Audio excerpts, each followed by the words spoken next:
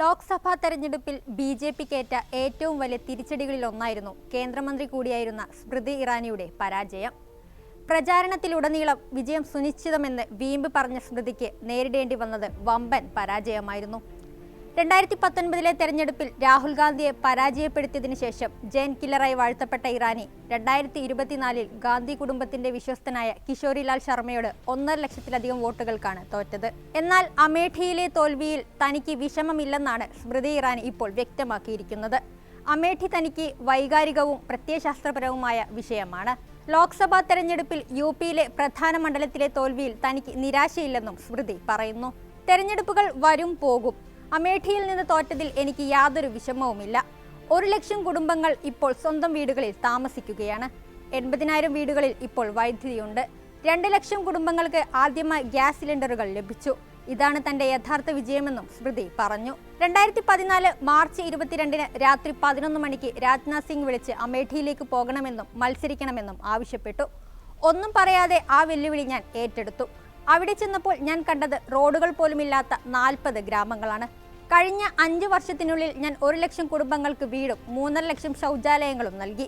4 ലക്ഷം പേരെ പ്രധാനമന്ത്രി കിസാൻ സമ്മാൻ നിധി പദ്ധതിയുമായി ബന്ധിപ്പിച്ചെന്നും സ്മൃതി ഇറാനി അവകാശപ്പെട്ടു. 1.5 ലക്ഷത്തിലധികം വോട്ടുകൾക്കാണ് അമേഠിയിൽ കന്യാംഗത്തിനിറങ്ങിയ കിഷോരിലാൽ ശർമ്മ ഇറാനിയെ പരാജയപ്പെടുത്തിയത്. 2019 രാഹുൽ ഗാന്ധിയെ സ്മൃതി ഇറാനി തോൽപ്പിച്ചപ്പോൾ നേടിയതിന്റെ 3 ഇരട്ടി മാർജിനിലായിരുന്നു ശർമ്മയുടെ മിന്നുന്ന ജയം. ഡൽഹി തെരഞ്ഞെടുപ്പിൽ ബി.ജെ.പിയുടെ മുഖ്യമന്ത്രി സ്ഥാനാർത്ഥിയാകുമോ എന്ന ഊഹാപോഹങ്ങളെക്കുറിച്ച് ചോദിച്ചപ്പോൾ ജനങ്ങളെ സേവിക്കുന്നത് എല്ലായ്പ്പോഴും ഒരു പദവിയാണെന്നായിരുന്നു സ്മൃതി ഇറാനിയുടെ പ്രതികരണം. 3 തവണ MP-യും 5-6 വകുപ്പുകളുടെ ചുമതലയും വഹിച്ചിട്ടുണ്ടെന്നും താൻ ബി.ജെ.പി മഹിളാ മോർച്ചയുടെ അധ്യക്ഷയും പാർട്ടി ദേശീയ സെക്രട്ടറിയുമായിരുന്നു എന്നും സ്മൃതി ഇറാനി പറഞ്ഞു. അതേസമയം പോഡ്കാസ്റ്റിലൂടെ പ്രതിപക്ഷ നേതാവ് രാഹുൽ ഗാന്ധിക്കെതിരെയും സ്മൃതി ആഞ്ഞടിച്ചു.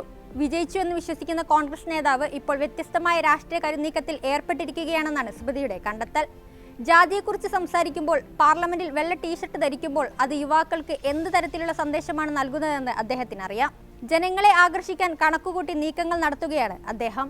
എന്നാൽ രാഹുൽ ഗാന്ധിയുടെ ആക്രമണ രീതിയെ കുറച്ചു കാണുന്നതിനെതിരെ അവർ മുന്നറിയിപ്പും നൽകുന്നുണ്ട്. ബാലിശമായി തോന്നിയാലും അദ്ദേഹത്തിന്റെ ഓരോ നീക്കത്തെയും ചെറുതായി കാണരുത്.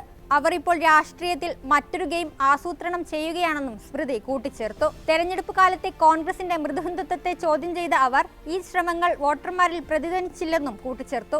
രാഹുൽ ഗാന്ധിയുടെ ക്ഷേത്ര സന്ദർശനം കൊണ്ട് കോൺഗ്രസിന് യാതൊരു പ്രയോജനവും ഉണ്ടായില്ല. അതൊരു തമാശയായിട്ടാണ് ജനം കരുതിയത്. ഈ തന്ത്രങ്ങളൊന്നും ഫലിക്കാതെ വന്നപ്പോൾ ശ്രദ്ധ തിരിക്കുന്നതിനായി ജാതി വിഷയങ്ങളിലേക്ക് മാറി. ഇന്ത്യൻ രാഷ്ട്രീയത്തിൽ രാഹുൽ ഗാന്ധിയുടെ പ്രസക്തി നിലനിർത്താൻ ലക്ഷ്യമിട്ടുള്ള തന്ത്രമാണിതെല്ലാമെന്നും സ്മൃതി ഇറാനി പറയുന്നു. മിസ് ഇന്ത്യയിൽ തെരഞ്ഞെടുക്കപ്പെട്ടവരുടെ പട്ടികയിൽ ആദിവാസി, ദലിത് വിഭാഗങ്ങളിൽപ്പെട്ട സ്ത്രീകളില്ലെന്ന രാഹുലിന്റെ പ്രസ്താവനയെ അവർ ചൂണ്ടിക്കാട്ടി. പൊതുസമൂഹത്തിൽ തുടരാൻ രാഹുൽ പ്രകോപനപരമായ പ്രസ്താവനകൾ ഉപയോഗിക്കുകയാണെന്നാണ് മുൻ അമേഠി MP-യുടെ ആരോപണം.